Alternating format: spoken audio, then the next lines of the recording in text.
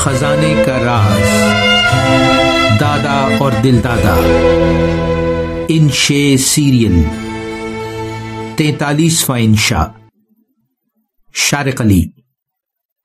سرمئی سوٹ سے جھلکتی آٹومیٹک گن، کالا چشمہ، فوجی ہیئر کٹ، ایک ہاتھ میں واکی ٹاکی، دوسرا ہاتھ اٹھائے وہ گورا کوریڈور میں کھڑا لفٹ کے استعمال سے مجھے روک رہا تھا۔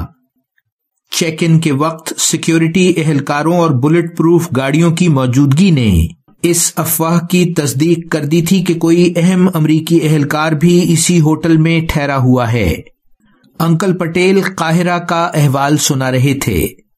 کہنے لگے، کوئی 5 منٹ بعد لفٹ استعمال کرنے کی اجازت ملی۔ ریسیپشن پر پروفیسر امر منتظر تھے۔ کار ہوٹل سے نکلی تو مصری نوبل انعام یافتہ ادیب نجیب محفوظ کے شہر قاہرہ کا دل و نظر سے تعارف ہوا۔ ڈھلتی شام میں 2 کروڑ آبادی کے شہر سے گزرے تو کچھ علاقے کراچی جیسے لگے۔ وہی ٹریفک کی بدنظمی، چھوٹی سڑکیں اور گاڑیوں کی بہتات۔ کمرے میں بھی دوری کا احساس نہ تھا۔ وہی 2 پن کا پلگ اور 220 وولٹ کی بجلی۔ امر نے بتایا، جدید قاہرہ 969 میں تیونس کی فاطمیت خلافت کے دور میں قائم ہوا، لیکن یہاں قدیم اسلامی، بازنطینی، رومن، ایرانی اور فرعونی دور کے آثار بھی ملتے ہیں۔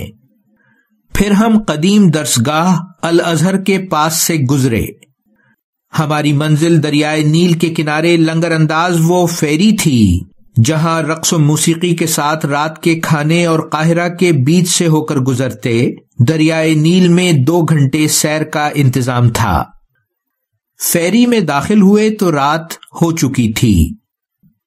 دریا کی لہروں کے ساتھ آہستہ خرام سیر کا آغاز ہوا۔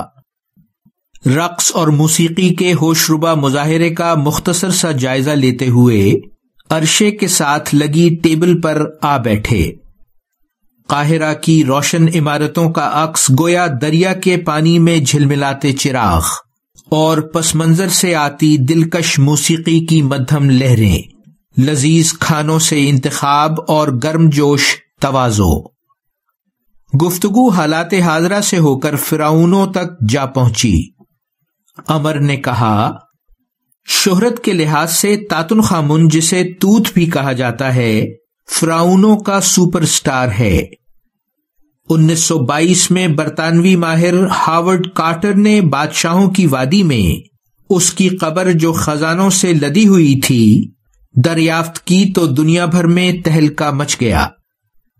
توت 1346 قبل مسیح میں پیدا ہوا تھا اور صرف 9 سال کی عمر میں تخت نشین ہوا۔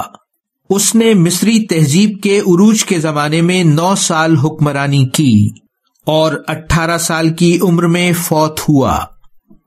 3000 سال کی گمنامی کے بعد اس کے خزانوں بھری قبر کی دریافت نے اسے عالمی شہرت بخشی۔ بادشاہوں کی وادی کے سب خزانے پہلے ہی لوٹے جا چکے تھے، لیکن توت کی قبر مزدوروں کی رہائش گاہ کے نیچے ہونے کے سبب نظر انداز کی جاتی رہی۔ کارٹر وادی میں بہت سے نوادرات دیکھ چکا تھا جس پر توت کا نام درج تھا۔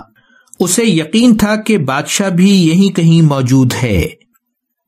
توت کی تدفین اجرت میں اس کے جانشین آئی نے کی تھی، جس کی شبیہ مقبرے کی دیوار پر کنداں ملی تھی۔ کچھ سیڑھیوں کی اتفاقی دریافت نے کارٹر کو بالآخر خزانوں سے بھری قبر تک پہنچا دیا۔ سینکڑوں نوادرات اور قیمتی جواہرات اور سونے سے بنی روزمرہ استعمال کی چیزیں جنہیں آخرت میں توت کے کام آنا تھا اب قاہرہ کے میوزیم میں محفوظ ہیں۔ توت کی موت بھی ایک معمہ ہے۔